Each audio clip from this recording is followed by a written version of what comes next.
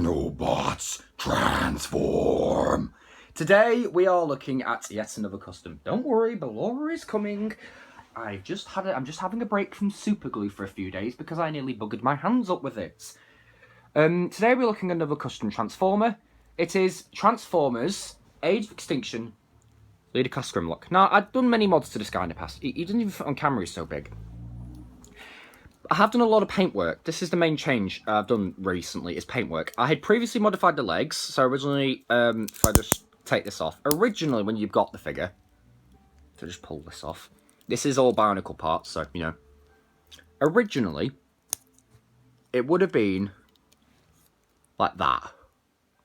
Now, it's not animatronically correct for a T-Rex to stand like that, so I watched another YouTuber and he modified it to make it animatronically correct, and I thought, how could I possibly do that without having to cut major parts, excluding bionicle parts because they're different. I decided to use the bionicle parts. It does add a bit of extra kibble in robot mode, but it's not that big of a deal. I couldn't really get without the hands, that's the only real drawback. But it works, it still works. And let me just get a book or something to stand it on, because he's not going to stand. Because he is drunk. He is quite impressive. I love the way this guy looks now. I think he's very big, very imposing, and very worn. Now, if you watch my painting vlog, you will know that I used a special paint called Nihalac Oxide. This stuff is amazing. You slaver it on, at least this is my technique. You slaver it on, and then you dab off the excess with a tissue, and it leaves it in all these creases. That's why you can see it, and he's got such a bluish hue. I even did the pupils in the eyes. You can probably see that there is a bit of orange in there. These are still nice and soft rubbery. That never is, for the life of this toy, sat flush like that. It always does this. Must be a problem. I don't know. The whole thing, even the chrome is still there. Like this section here and this section, it's just very dirtied up with paint. But it's supposed to be, because Grimlock's not pristine in the movie. He has his mouth, which is red. His little arms, I got it too. All of his tail, all its segmented ball joints. So, for articulation in T-Rex mode, the shoulders, the head can move up, but you don't really want to do that. Then you can disconnect these, and I did cut the tabs off, because then you can kind of hinge it down. You can open his jaw really wide and close it. The arms will rotate 360 on a pin joint. And the little arms here, they do detach, but when I painted it, it actually made them a bit thicker and a bit stiffer, sorry, so it kind of works a bit better. So they hinge about this far, and then about that far down, so that's pretty cool. Legs are on ratchets that then hinge out. There was a D10, I removed that, because it would either go here, here, or here, and it was just stupid. You get a ratchet for the knee here, and it will rotate on a cut joint. You get a ball joint here with a hinge so it rotates. But you get a ball joint for the foot which can pivot, rotate and hinge up and down. The tail is segmented ball joints, so it goes this far up, this far down. Tilts left and right, rotates. Same with all these. And for transformation now, I'm actually going to... yeah, I'll do it in front of the camera. I'm not going to switch over so you see myself. Okay, so the first step is to completely detach the tail. Now, there's a peg here. There should be another one on the other side. That long broke. So what you do, detach it from here, and that slot is what this piece connects into. The next, take these...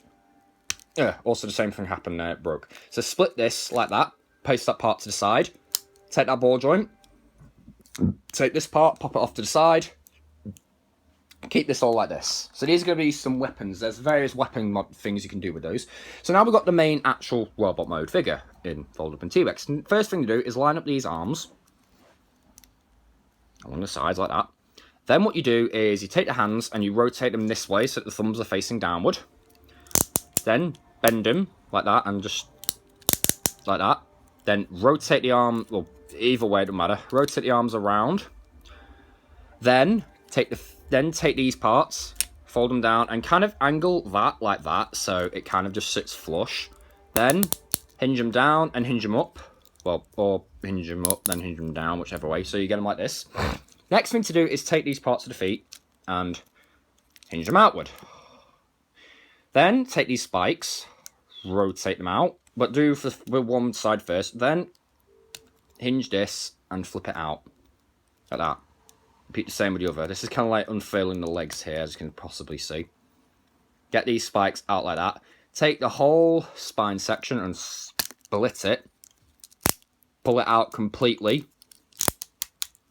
Then these little nubs will go into those little disc bits there. So kind of line this up and it'll just sit in there. And repeat the same with the other one. These joints are a lot stiffer due to the paint. Rotate the thigh down like that. So, you know, repeat the same. We are going to sort the feet out. It's pretty clever how the legs work. And rotate out like that. Next, what we're going to do is take the feet, turn them like this, rotate them up. Then that is going to slide into there. So it practically unfolds and folds upon itself. It turns and folds, if that makes any sense. Now, when you do that, bend the leg down, but then take it back one click. It has to be like that to line up, so, you know, like that. But still, if you didn't see that, rotate it backwards, flip it up, fold it around. Very simple, in a way, but also very ingenious. Now, at this moment, yeah, that looks very appropriate, doesn't it? At this moment, you can take this and just detach it from there and then leave it along his bottom. You can do whatever you want with that for now. The next thing to do is take these panels, flip them here. Now, this is on a double hinge. You snap this off here, and as you can see, it's on a double hinge. So you want to hinge it back till it lines up with the chest. Like so. Take these, and these are soft rubber so you can bend them, and flip them up. Next thing to do, oh, yeah, also a quick thing, my feet are both, I got two of the same foot, so yeah, bit of a QC issue there, it's not really that big. Next thing to do, grab it here, these two fingers go on the top, the thumb goes on the crotch, squeeze. My head is modded on the ball joint, flip up the head. Next thing to do is to take this, flip it up, split it, rotate along there, open the mouth, and then unfurl them. In fact, before you do, see that hole there, right there, it's going to go into this peg right here. This is pretty clever how they reuse the pegs. Also, take the arms and just turn them down. And this peg is going to go into that hole. The next thing you want to do is push it in all the way. Now, these bits, these go into this big hole and then they slot downward. So, if I just show this here, they go in there and then they slot down. It's a bit difficult to show with this side. And then what you want to do, to allow head movement, grab this and pull it. Pull it like that, and it will kind of angle these a bit more forward. So, you had it like that, and then you just want to pull it back. It will enable the head to move. Then what you want to do is flip these up. You know. And there you go, you got the base robot. Let's, let me just, let's get his leg out.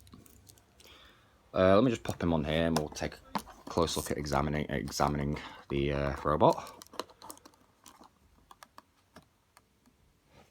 As you can see, the chrome is still there. It's nice and shiny still. About that, just family stuff. So as you can see here, the eyes. If you just get a close look, they do have the orange pupils. I think that really brings it out. I painted the eyes last, if you saw my painting vlog before this, to kind of so the eyes didn't get covered in, you know, oxide. Shoulders are all the same. Feet are the same. Everything's the same. So, you know, just repeating robot mode. Let me just angle the feet forward a bit. I do, this guy does like to lean a bit. Here we go. Now, there are several things you can do with the weapons on this guy. First of all, you can use this as a sheath. You rotate these down, and these two pegs will go into those two slots right there.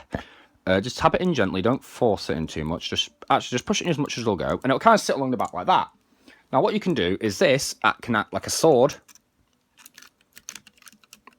and it can go in there like that. And you can take this and form his mini mace, as I call it. And that can go in there like that. So, he technically has weapon storage. I think I might show this off previously. I'm just going to angle him forward a tad because he's going to be quite back heavy. So, as you can see, he stores his weapons. Next you can do is remove these. And you can still keep that on while you do this. Now, with... Oh. Now, with this one, you have to do a bit of assembly. You have to take this off and put it this way. And the reason is because this doesn't grip on hard enough. So what you do is, as you can see, it's very loose. You take this and you slide this up and it kind of locks it into place. So this is kind of like a lance or a sword. Make of that what you will, you know, as in whatever weapon it could be anything. And this is his mace. So you can do that and just remove that for the bit because it is getting in the way. You might want to, you can do what you want with these feet, but then what you could do is take this, put it into its dragon shield mode, and this guy stinks. And as you can see, there is a gap there, and that tab will just go right into it. Only I'm going to put mine in a different way around. So now he has that, and you know you can do that, whatever you want. He has a giant glove thing. What else you can do? There's a lot of you can do with it, really. A lot of display options. You can take all these and merge them together into one gigantic-ass weapon. But first, you can form a mini mace, a bigger mace with... Actually, no, you can't. You take this, like that. This will then come off, flip around, and this will come off, flip around. This snaps in, and this goes back, goes like that, and that will peg into there the other way. So usually for transformation, you peg it in with this facing up. You're going to be pegging it in downward this time in reverse. This goes in there like that, and then this can fold down. And this is what I call the Titan mace because, well, it's as big as his, if not bigger. So, you know, you can... And it holds on exactly the same way, using the locking mechanism. And there you go. You can't really hold it two-handed. I mean, you could sort of get him looking like he's holding it two-handed, but he really won't.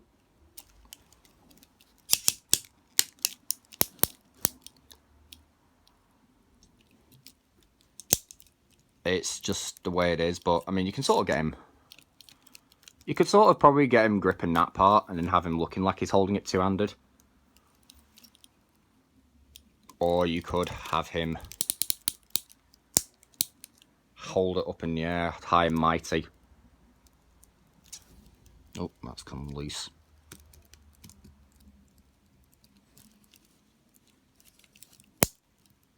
You can do whatever you want, really. So, you could have him like that, all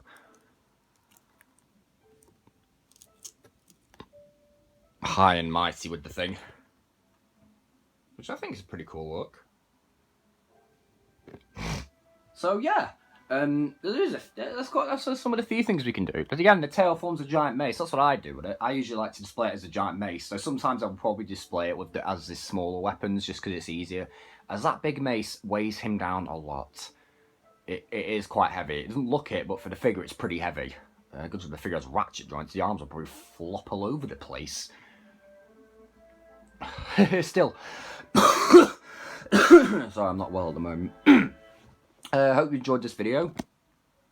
And I will see you guys in the next one. Peace.